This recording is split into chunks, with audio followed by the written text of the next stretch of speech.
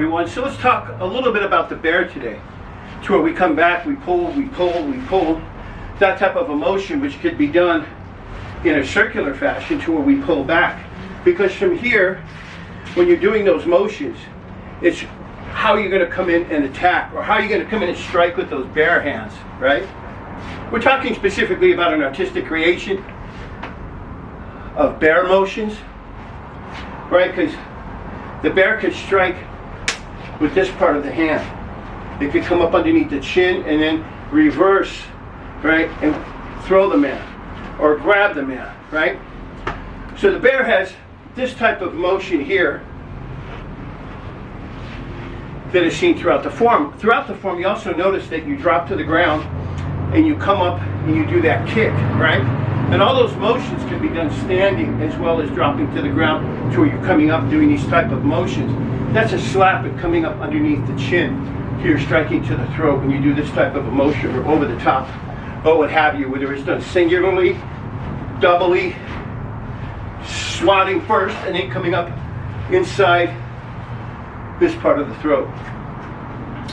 So a lot of the bear hands can be done as a basis or a template used out of the focused attack. And I use almost all the animal forms using the focused attack because it's very simple: head, stomach, heart. So if we were to do that, we could use it as a head, a stomach, and a heart at a very basic motion, using it as the bear. But the bear strikes like this. See, it has that type of emotion. So we could go head, stomach, and then in with this motion, right? Head, stomach, heart. Head, stomach, heart, if we wanted to use the bear motions. That other motion can be to where we're coming up with both hands and striking underneath the chin. And then we're striking to the stomach. And then we're striking to the heart. So you could use two hands as opposed to one. You could do it off of a circle to where you're striking to the head. You're striking to the stomach. You're striking to the heart. So we could do those with circles also. We could do it with the circling hand to where we circle and we strike to the head.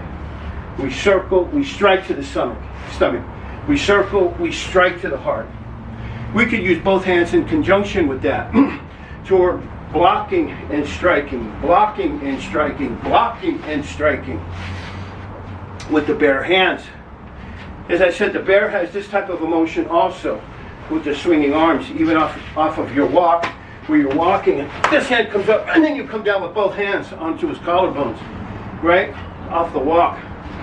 You see this hand here is striking him under the chin, and then you're coming down with both hands onto his collarbone. Once again, these are artistic motions that we're giving some life to from the form. You may not necessarily use those motions, but in teaching the form, or all the forms of Te, all the forms that he created, it's best to be able to break down every motion to give the student somewhat of an understanding of what it is that they're doing. And that's what we're doing today. We're just giving a very simple breakdown of the bear motions. Now the bear could circle out with his hands. He could circle in with the hands. He could block and grab and swipe. He could block, grab the arm and swipe across the face. He could come down and come back up with that forearm and then rip and rip. So this type of a forearm strike can lead to that motion, this motion, that motion, and so forth and so forth. Just circling and then in, or circling, circling and elbow, and then maybe over the top with the strike. So today I was just giving some basic brief examples of the bear and some of the motions you could pull apart for yourself of the motions out of the kata from the bear. All the best.